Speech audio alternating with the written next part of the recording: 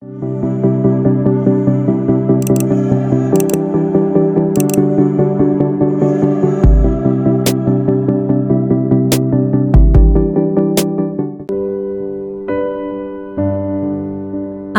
turun dari langit, nyanyian syukur.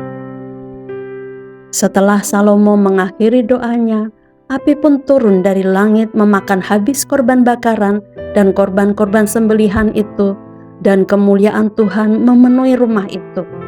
Para imam tidak dapat memasuki rumah Tuhan itu karena kemuliaan Tuhan memenuhi rumah Tuhan.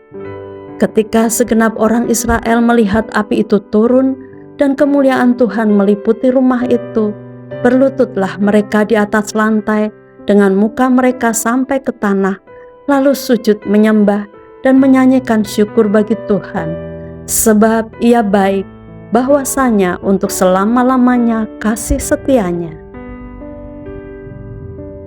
Korban pentahbisan dan perayaan. Lalu raja bersama-sama seluruh bangsa mempersembahkan korban sembelihan di hadapan Tuhan. Sebagai korban sembelihan, Raja Salomo mempersembahkan 22.000 ekor lembu sapi dan 120.000 ekor kambing domba. Demikianlah raja dan seluruh bangsa mentahbiskan rumah Allah. Para imam telah siap berdiri pada tempat mereka. Begitu pula orang-orang Lewi telah siap dengan alat-alat musik untuk memuliakan Tuhan, yakni alat-alat musik yang dibuat Raja Daud untuk mengiringi nyanyian syukur bagi Tuhan, bahwasanya untuk selama-lamanya kasih setianya. Setiap kali mereka ditugaskan Daud menyanyikan puji-pujian. Dalam pada itu, para imam berdiri berhadapan dengan mereka sambil meniup nafiri, sedang segenap orang Israel berdiri.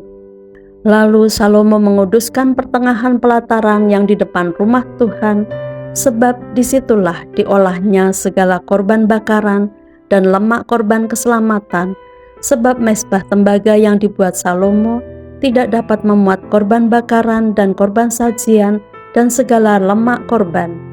Dan pada waktu itu juga Salomo mengadakan perayaan Pondok Daun selama 7 hari, bersama-sama dengan seluruh Israel, suatu jemaah yang amat besar dari jalan masuk ke Hamat sampai ke sungai Mesir. Pada hari yang ke-8, mereka mengadakan perkumpulan raya karena mereka telah merayakan pentahbisan mezbah selama 7 hari dan perayaan Pondok Daun selama 7 hari. Pada hari yang ke-23 bulan ke-7, disuruhnya bangsa itu pulang ke kemah-kemah mereka sambil bersukacita dan bergembira atas kebaikan yang telah dilakukan Tuhan kepada Daud, kepada Salomo, dan kepada orang Israel umatnya. Tuhan menampakkan diri kepada Salomo untuk kedua kalinya. Demikianlah Salomo menyelesaikan rumah Tuhan dan istana raja, dan berhasil melaksanakan dalam rumah Tuhan dan dalam istananya segala sesuatu yang timbul dalam hatinya. Kemudian Tuhan menampakkan diri kepada Salomo pada malam hari dan berfirman kepadanya, "Telah kudengar doamu dan telah kupilih tempat ini bagiku sebagai rumah persembahan. Bila mana aku menutup langit sehingga tidak ada hujan, dan bila mana aku menyuruh belalang memakan habis hasil bumi, dan bila mana aku melepaskan penyakit sampar di antara umatku, dan umatku yang atasnya namaku disebut, merendahkan diri, berdoa dan mencari wajahku, lalu berbalik dari jalan-jalannya yang jahat, maka aku akan mendengar dari surga dan mengampuni dosa mereka, serta memulihkan negeri mereka. Sekarang mataku terbuka dan telingaku menaruh perhatian kepada doa dari tempat ini.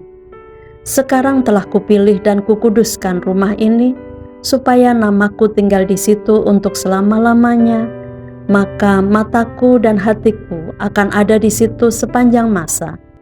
Mengenai engkau, jika engkau hidup di hadapanku sama seperti Daud ayahmu, dan berbuat sesuai dengan segala yang kuperintahkan kepadamu, dan jika engkau tetap mengikuti segala ketetapan dan peraturanku, maka aku akan meneguhkan tahta kerajaanmu sesuai dengan perjanjian yang telah kuikat dengan Daud ayahmu, dengan berkata, takkan terputus keturunanmu yang memerintah atas Israel. Tetapi jika kamu ini berbalik dan meninggalkan segala ketetapan dan perintahku yang telah kuberikan kepadamu, dan pergi beribadah kepada Allah lain dan sujud menyembah kepadanya, maka aku akan mencabut kamu dari tanahku yang telah kuberikan kepadamu, dan rumah ini yang telah kukuduskan bagi namaku akan kubuang dari hadapanku, dan akan kujadikan kiasan dan sindiran di antara segala bangsa. Dan setiap orang yang lewat rumah yang amat ditinggikan ini akan tertegun dan berkata, apakah sebabnya Tuhan berbuat yang demikian kepada negeri ini dan kepada rumah ini? Maka orang akan berkata, sebab mereka meninggalkan Tuhan Allah nenek moyang mereka yang membawa mereka keluar dari tanah Mesir, dan sebab mereka berpegang pada Allah lain dan sujud menyembah kepadanya dan beribadah kepadanya. Itulah sebabnya ia mendatangkan segala malapetaka ini ke atas mereka.